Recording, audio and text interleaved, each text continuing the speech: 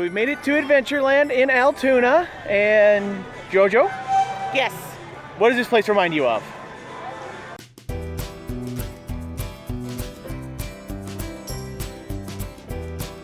I'm Gary, and this is Coasting with Culture.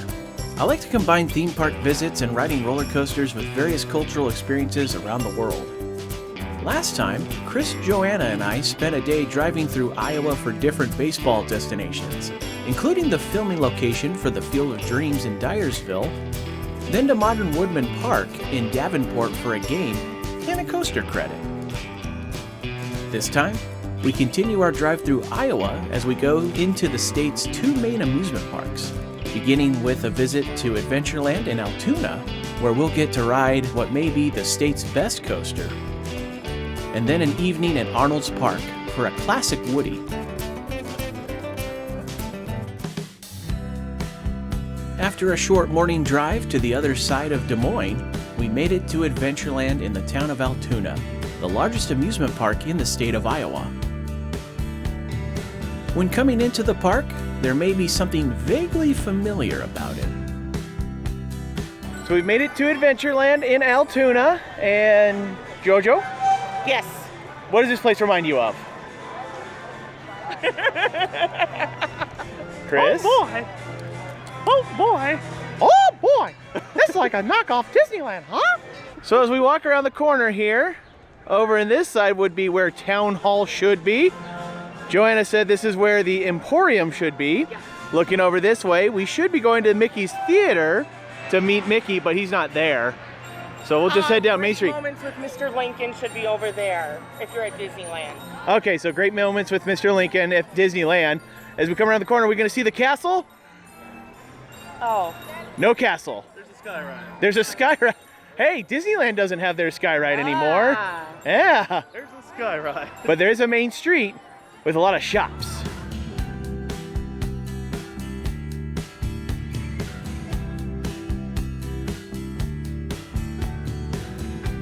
We started off our visit with a spin on the Underground. This custom coaster's international creation was rather unique. Just got off the Underground. It's a cute dark ride that's partially gravity based. Not a lot of big drops like you would expect on most other roller coasters, but it does have two chain lifts, and then it just kind of gradually drifts down the hill. It's a fun ride. They have some animatronics in there to kind of tell the story of being in the underground mine. So neat little ride to start with here at Adventureland. The next ride that we took was on Monster.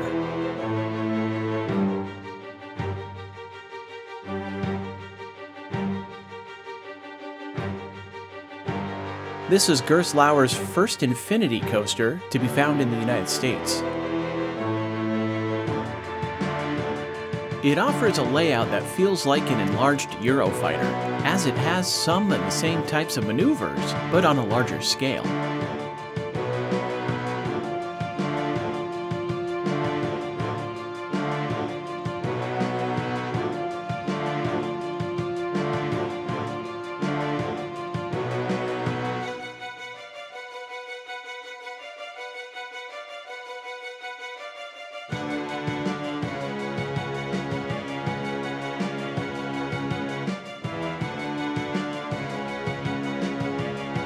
I believe Chris and I were in agreement about the quality of this particular ride.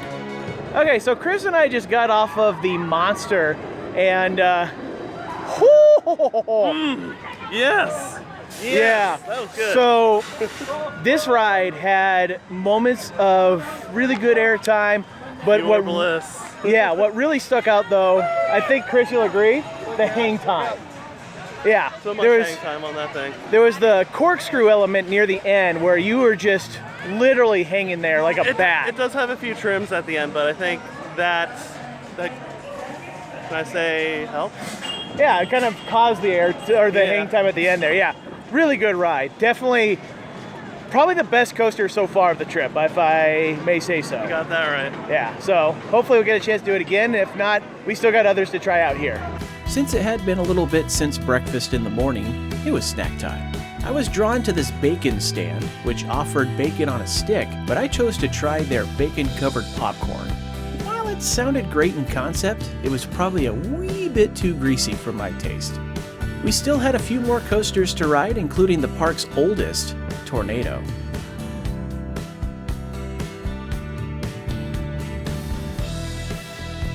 This wooden coaster, designed by William Cobb, was of the classic out-and-back variety. I did like that it was a bit different than a normal out-and-back coaster, as the whole layout has a bit of a curve to it, rather than just a simple straight out-and-back placement.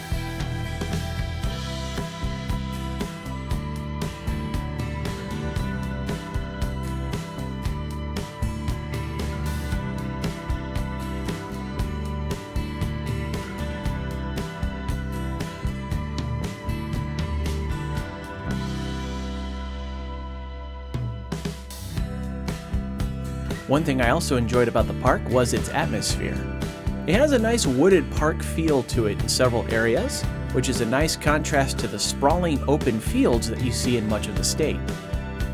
Joanna, the catfish whisperer, as she throws the food in for the catfish. Eat the little catfish, eat, eat, eat. Next, we went to ride the Dragon, a rather unique looping coaster from O.D. Hopkins. I had ridden a couple of the Hopkins loopers before, like Desert Storm at Castles and Coasters in Phoenix and the Texas Tornado in Wonderland Amarillo. But our attempt to ride didn't quite go as planned. So we got in line for the Dragon, and then all of a sudden we could hear somebody hammering underneath the train while they had people on it. Sounded like it was down for maintenance. They never made any kind of announcement. The ride operators didn't seem to know what was going on.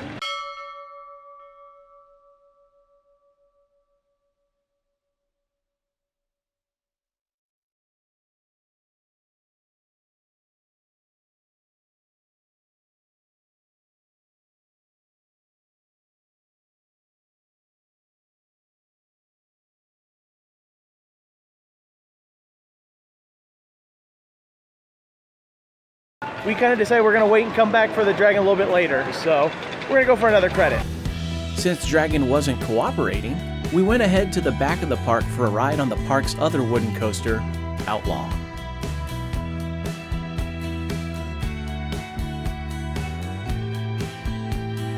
This custom coaster's international creation had a nice twister style, helping it offer a contrasting ride with that of Tornado, although in a way that was like a tale of two rides. So Chris and I just got off of the Outlaw, and that was a really fascinating coaster. Front row was pretty fun, but the back row, like, geez, like going through a miniature earthquake. After getting our Outlaw rides in, we went back to try for the Dragon again, and there was really only one way to sum up this ride. Just got off of Dragon, and that ride. Okay, so perhaps I'll explain a little bit more than just that. That ride was rough as hell. Since when did a steel coaster ride like a wooden coaster? No kidding, that thing was awful. Oy. With all the coasters we could ride complete, we were ready for a lunch stop, which happened at the Biergarten. This restaurant was set up like a Bavarian beer hall, offering some of the typical amusement park foods, but they did offer an excellent selection of beers. After lunch, we took a ride on the Sky Ride to enjoy a bird's eye view of the park. We could see the nearly complete spinning coaster, Phoenix. Unfortunately, it wouldn't open until after our visit, so we'll have to come back for it in the future. What's really neat about the Sky Ride is it passes right through Monster, giving you an interesting angle to see this awesome coaster.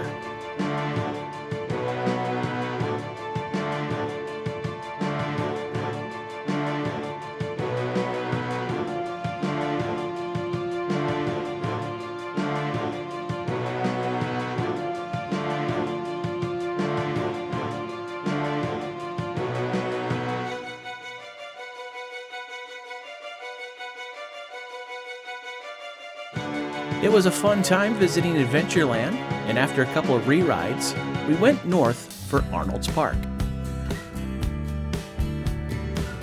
So we made it to the town of Arnolds Park, Iowa. This is a first-time visit for Joanna and Chris, and a return visit for me, as I was back here in 2011 when my younger sister moved to Seattle, and we drove across the country, made a stop at this park. So it'll be nice to come back and get a chance to ride a classic coaster, plus made arrangements to try and get another coaster that normally would not be available. Stay tuned to see what I mean. And now Chris presents a musical symphony. This has been a musical symphony from Chris. Take a bow. The Arnolds Park Amusement Park sits along the shore of Lake Okoboji, making it a popular summertime spot as people come for the shops, restaurants, occasional concerts, and waterfront area.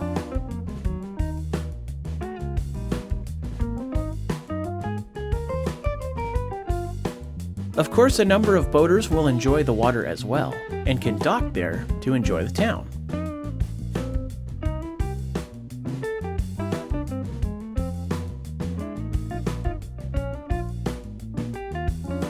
Right beside this lake is a part of the classic wooden coaster, the Legend. This coaster surrounds a large section of the park in an obscurely shaped figure-8 pattern, with several drops along the way, giving it the feel of a classic out-and-back style coaster.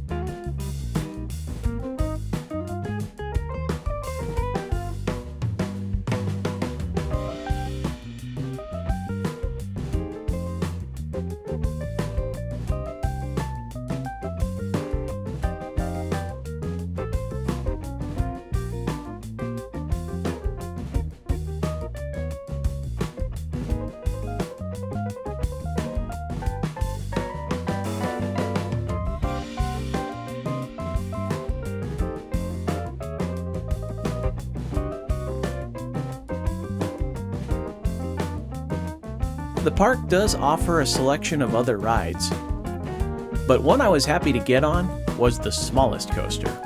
Behind me is the Kiddie Coaster here at Arnolds Park, and when I came here back in 2011, I kind of avoided trying to ride it because they had a height maximum on it.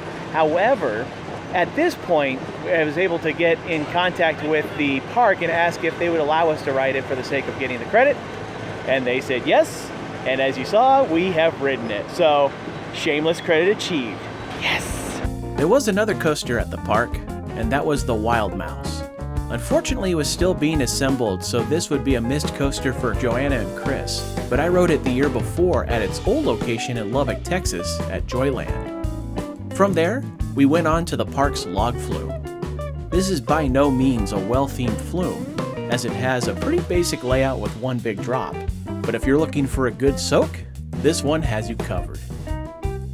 Literally. The last attraction we tried out before departing was the Tipsy House. This was a sort of fun house with all kinds of uneven surfaces that could make for some fun photo opportunities. The real treat of it, though, was that it offers a deck that overlooks the lake and the park, making for a great evening view. Yep, Arnolds Park is a really charming park to visit. Really enjoyed getting a chance to come back after these years, and especially being able to get the shameless credit coaster of the Kiddie Coaster. Well, at this point now, we're going to start making our way back up to Minneapolis. We have a little bit of a drive, so we're going to get some food, and then we're probably going to focus on driving to get back to the hotel safely because it is getting dark. So we do have one more day of theme park action, and that's going to be back in Minnesota. Thank you for watching this video from Coasting with Culture. If you haven't already done so, please consider clicking that subscribe button down below if you'd like to see future videos. You can also find Coasting with Culture on Twitter and Facebook as well. And of course, for more travel experiences, visit coastingwithculture.com. Until next time, take care and safe travels.